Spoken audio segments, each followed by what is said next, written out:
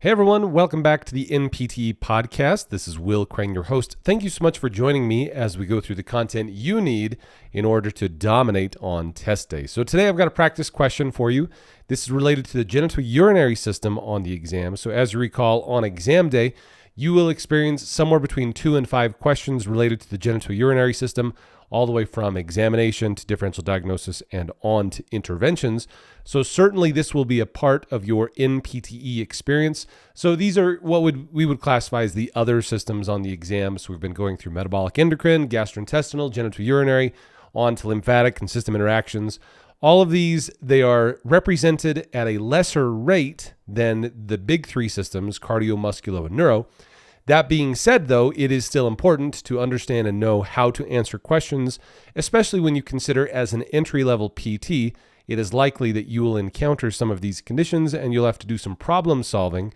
And so that's the goal today, is to talk through the genitourinary system.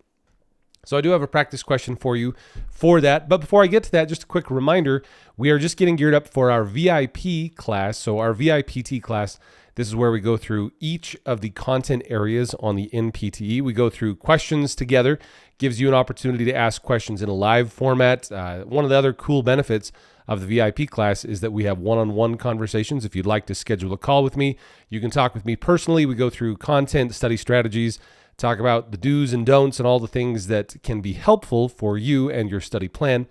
In addition to that, you get full access to our exam simulator. Right now it has 6 practice exams. We are currently in the process of expanding that, and I intend on expanding that fairly significantly in the year 2024. Plus, you get access to all of our pre-recorded material, our written material, all in digital format. You're able to access really a one-stop shop for everything. I get that question all the time. Is the VIP class sufficient? Does it have material sufficient to help you pass the test? And absolutely.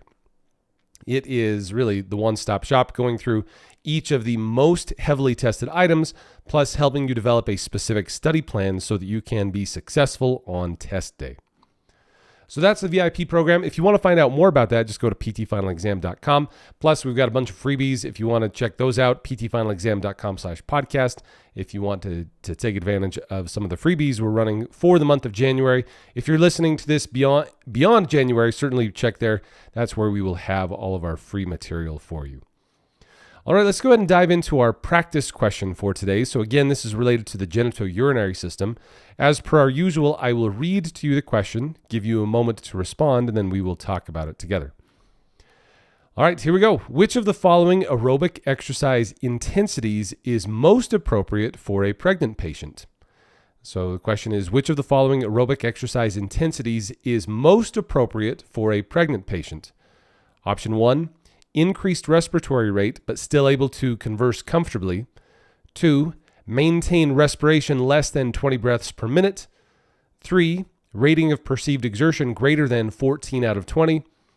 And 4, target heart rate of 85% of age-predicted heart rate maximum. So again, the question is, which of the following aerobic exercise intensities is most appropriate for a pregnant patient? We have 1, increased respiratory rate, but still able to converse comfortably. 2, maintain respiration less than 20 breaths per minute. 3, rating of perceived exertion greater than 14 out of 20. And 4, target heart rate of 85% of age-predicted heart rate maximum. All right, so this question, obviously dealing with pregnancy and what the appropriate parameters are for aerobic exercise intensity. The correct answer here is that first one, the increased respiratory rate, but still able to converse comfortably. This is often what's called the talk test.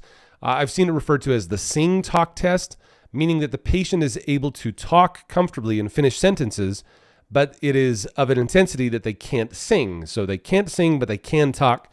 This is where they're able to talk comfortably. Their respiratory rate is increased, but not so much that it is aggressively limiting their ability to speak a full sentence. And so the reason for that is because of, number one, as pregnancy progresses, you get essentially a restrictive lung condition where as the fetus grows, you have less and less ability to expand the lungs. And with that decreased lung expansion and decreased tidal volume, decreased vital capacity. All of that makes it more difficult for the patient to get adequate respiration.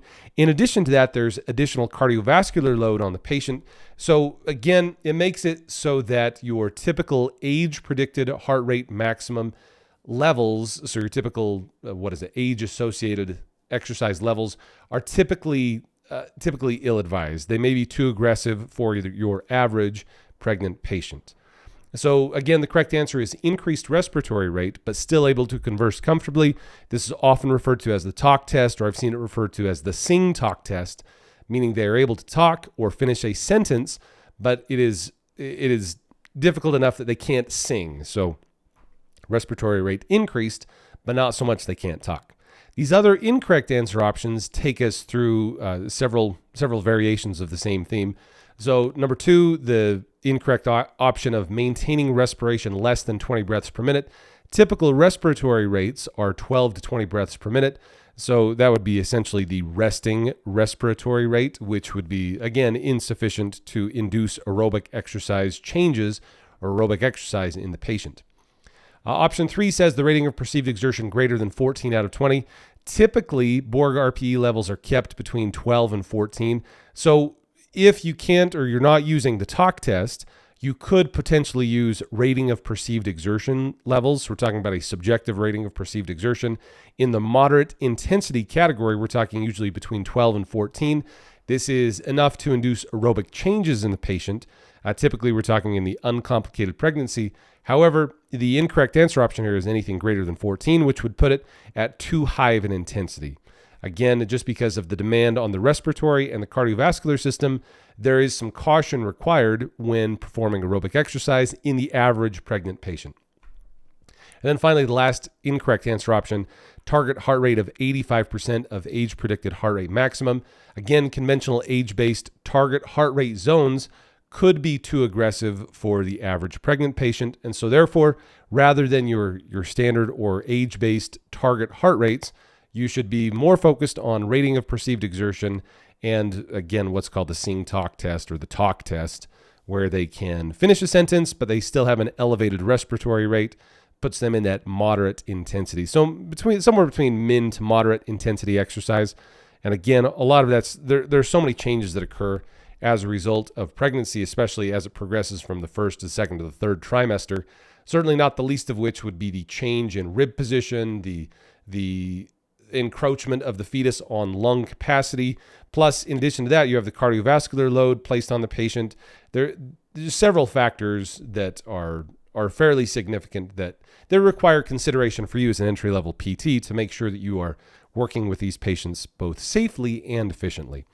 So there you go. Again, the correct answer here is the increased respiratory rate, but still able to converse comfortably. This would be considered the talk test, or the talk test that's used to judge acceptable levels of exercise.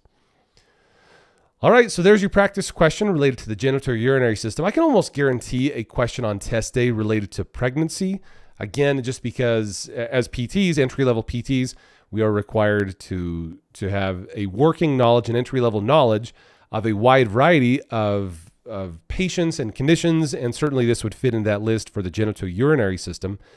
Other things to consider, though, are that these are the smaller systems, and so I always tell people to study proportionately, which means that you should be spending most of your time in the big three systems, cardio, musculo, and neuro, and then certainly not forgetting about these other systems and non-systems, but don't go down the rabbit hole of trying to learn everything about the genitourinary system necessarily when you'll only have maybe 3 questions about it. So that's why focus on the things that are the most likely to be tested, and certainly on the list would be pregnancy.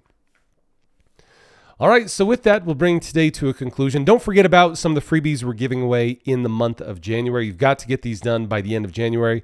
Number 1, we've got the free regenerative medicine course. So this is on the NPTE, they have added regenerative medicine techniques as part of your entry-level practice.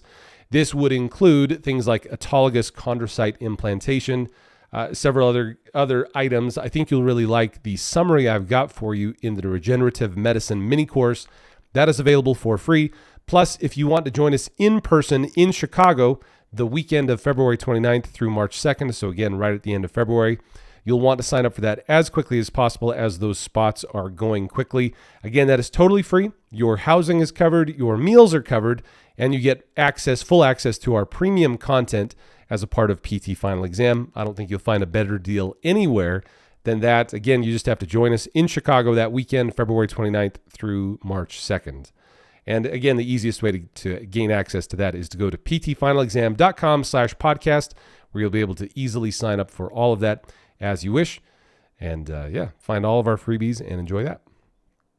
All right, so with that, we'll bring it to a conclusion today. Thank you so much for all you do. Thank you for your efforts as you work towards passing the NPT and entering the practice as a physical therapist. I know that you'll enjoy it. I know that it'll be good for you, your family, your patients, really for your entire life. It's such a good and noble profession. So thank you so much. Appreciate it. We'll catch you in the next episode. Will Crane fist pumps all around. Thanks.